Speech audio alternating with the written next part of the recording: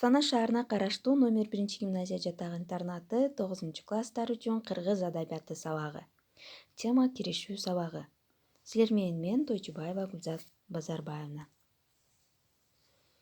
Саламатсыңарбы? Бүгүнкү сабакта силер көркөм адабияттын негизги бөтөнчөлүктөрүн, илим, искусство жана адабият үчөөнүн жакындыгы, өзгөчөлүгү тууралуу маалымат аласыңар. Өз алдынча көркөм чыгарма жазууга, ага илимий көз караш менен анализ жасоого үйрөнөсүңөр. Тапшырмаларды өз убагында аткарып, жоопкерчиликтүү болууга тарбияланасыңар. Анда теманы баштадык. Көркөм адабият деген эмне? Көркөм адабият адамдын ыйман жанын тазартып, дайым жамандыкка каршы күрөшүп, жакшылыкты даңазалаган өзүнчө бир кең дүйнө. Адабият бардык искусствонун ичинен адам көңүлүнө эң бир узак уялаган сөз өнөрү.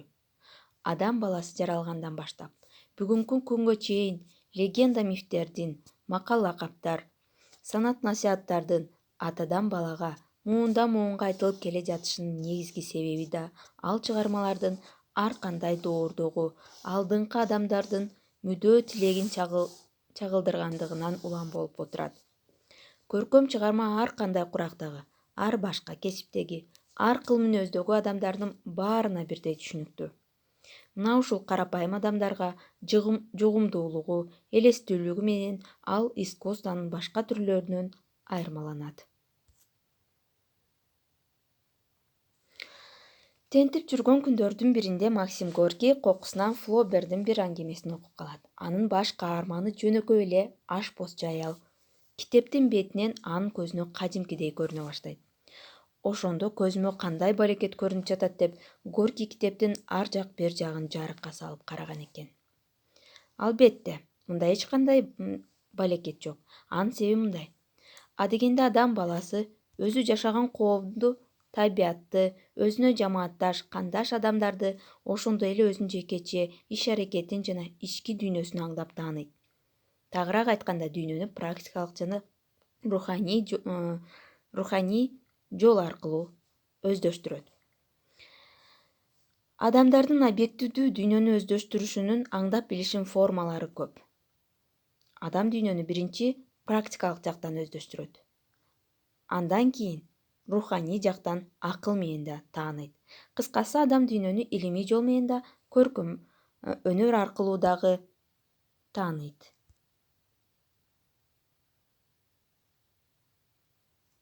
Жашоодо ар түрдүү адамдарды кездештиребиз. Жакшы, жаман, ушул сыяктуу. Ушул адамдар жазуучунун кыялынан кайрадан жаралып кагаз бетине түшөт, көркөм образга айланат.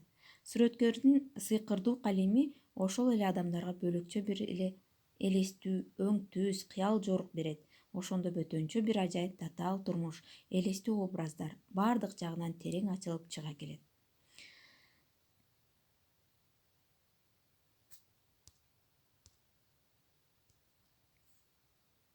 Адабият элдин тарыхый турмушунун көзгүсү. Эгер Шекспир, Волтер Скотт сыяктуу улуу адамдар жаралбаганда, Англиянын тарыхын чет элдиктер гана эмес, англичандардын өзү да мынчалык сүйүп окушпайт болчу деп жазган Ганчаров. Ал эми тигил же бул чыныгы болгон тарыхый окуялар көркөм чыгармалар аркылуу кабыл алынса, бул материалдар адамдардын социологиялык, тарыхый, философиялык түшүнүгүн кеңейирээк болушуна уга бетер шарт түзөт. Искусство ар дайым ички сезимди козгоп, чексиз кубаныч же күйүнүч тартуулап келет.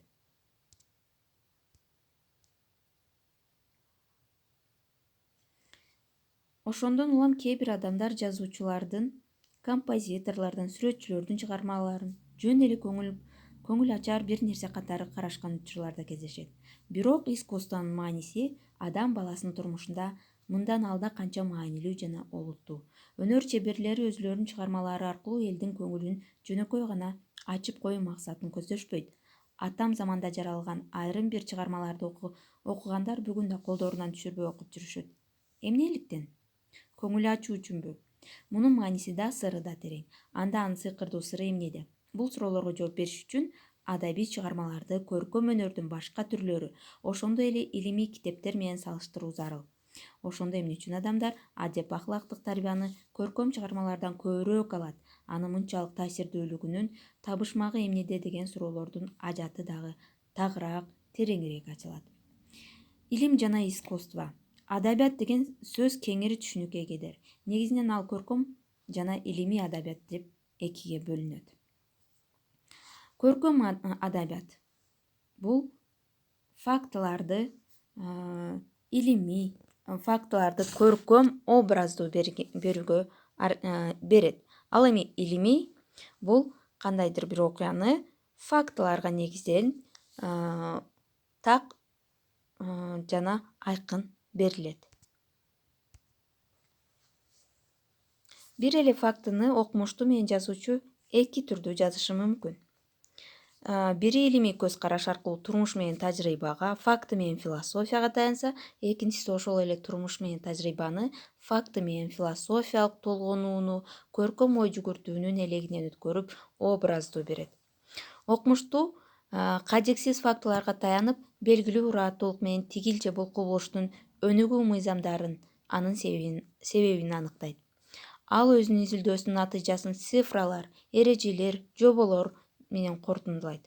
Ошондуктан илимий китептерде андагы теориялык эрежелерди окурман терең ойлонуп окуганда гана түшүнө алат. Жазуучу болсо турмуш чындыгын элестүү, жандуу сүрөттөө аркылуу жазат. Илим далилдеп сүйлөйт, адабият турмуш окуяларын көркөм баяндайт, образдуу чагылдырат.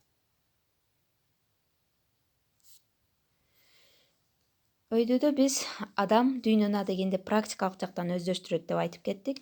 Ошол аңдап билгендерин адам көбүнчө физика, химия, философия, тарых жана башка илимий китептерде баяндайт.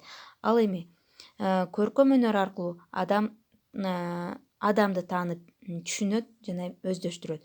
Көркөм өнөр коомдук турмуш жана табият көрүнүштөрүн, адам тагдырын, иш-аракетин, ой-сезимин элестүү, конкреттүү, жекече көрүнүштөр, тагдырлар, кыймыл-аракеттер, ой-пикирлер аркылуу туюндуруп түшүндүрөт. Эми ушул жазуучу жана тарыхчы окумуштуу кандай окуялар жөнүндө кандай баяндайт деген суроого жооп бере кетели. Мисалы, 1812 жылкы согушту жазып жатып тарыхчы сөзсүз ал салгылашууга катышкан корпус менен дивизияны санап өтөт. Бири-бирине касташкан эки тараптын саясий, экономикалык, тарыхый, согуштук абалдарын так мүнөздөйт. Чоң салгылашка даярдык бүткөн 7-сентябрга караган түнү француз солдаттарына Наполеондун чакырыгы окулганы да айтылат. Ал эми мына ушул катаал түн кыргын согушту Лермонтов «Бородино» аттуу чыгармасында кандай сүрөттөйт? Эң эле биринчи жогорудагы материалдар акынды кызыктырбайт, аны кызыктырганы ириде адамдын тагдыры. Дал ошол кандуу казатка катышып, чоң трагедияны өз көзү менен көргөн артиллерист окуяны баяндай баштайт. Бел чечпей 2 күн кан кечип кирпигинен тартса жыгылчудай болгон артиллерист Лафетке келип жыгылат. Мына ушул сыяктуу чыгармада адамдын тагдыры гана баяндалып өтөт.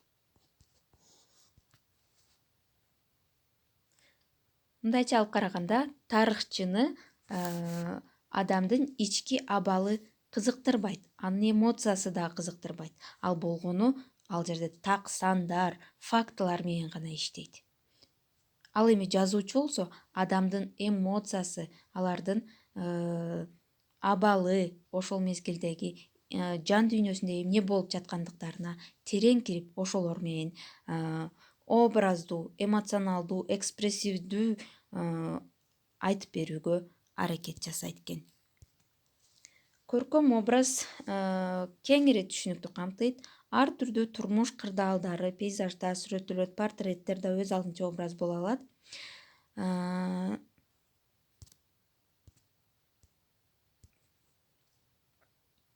Адабиятта жеке образдар аркылуу турмуш жалпыланып көрсөтүлөт. Конкреттүү түшүнүктөр менен гана жазуучу жалпы нерсеге мүнөздүү касиеттерди, белгилерди ача алат. Сүрөткер адам турмушунун тагдырын сүрөттөп жатып, анын башынан өткөргөндөрүн ийне жибине чейин терип тепчип тизмелеп отурбайт. Анткени жазуучу турмуштун жөнөкөй гана катчысы, регистратору эмес, турмуштун картинасын дал өзүндөй кылып түшүргөн көчүрмөчү фотограф да эмес. Ал эң ириде жаратуучу, чыныгы сүрөткер адам турмушунун эң урунтуу мүнөздүү жактарын гана тандап алат.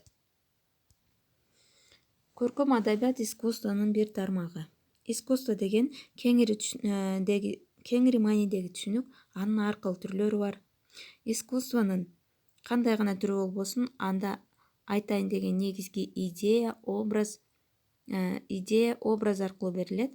Бул искусствонун ар кандай түрлөрүнө ортоктош мүнөздүү белгиси. Искусство чыгармаларында окуялар менен көрүнүштөр жалпылаштырылат, адам мүнөздөрү типтештирилет. Ачыгыраак айтканда, биз билип көрүп жүргөн кадырес эле адамдар жазуучу, сүрөтчү, композитордун кыялында чыгармачыл өнөр канасында көркөм образ болуп кайрадан жаралат. Искусство өнөрүнүн ар биринин өзүнчө туюнтуу тили бар. Музыканын тили жети гаммадан турган дабыштар, сүрөттүкү боек, кинонуку фотосүрөттөр, адабияттыкы сөз. Мына ушул Өңүтөн Гапар Айтиевдин «Ысык көлдүн көрүнүшү» деген сүрөтүнүн элестетип көрөлү. Андагы көл элесинин ажайып көркү, суйкайган сулуулугу көз алдыңдан таптакыр кетпейт. Анын шарпылдаган добушу угулуп тургансыйт. Ушул эле көрүнүштү акын жазуучу сөз менен сүрөттөйт. Алкул Осмоновдун Ысык көл жөнүндөгү ырлары буга ачык мисал боло алат. Адабияттын предмети адам жана анын турмушу. Көркөм чыгарма көп тармактуу адам турмушун кургак тизмелөө менен чектелбейт, тескерисинче аны көркөм каражаттар аркылуу элестүү, экспрессивдүү чагылдырат. Жашоодогу жакшылык менен жамандык, өлүм менен өмүр, сүйүү менен жек көрүү сыяктуу карама каршылыктарды айыра билүүгө, асылдыкты баалоого үндөйт. Теманы бышыктоо үчүн суроолор жана тапшырмалар. Биринчи суроо: көркөм адабияттын негизги өзгөчөлүктөрү эмнеде?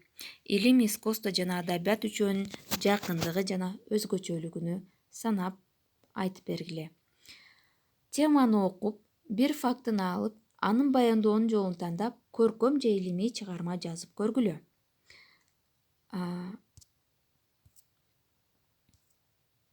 Ушуну менен сабагыбыз аяктады. Көңүл бурганыңар үчүн рахмат.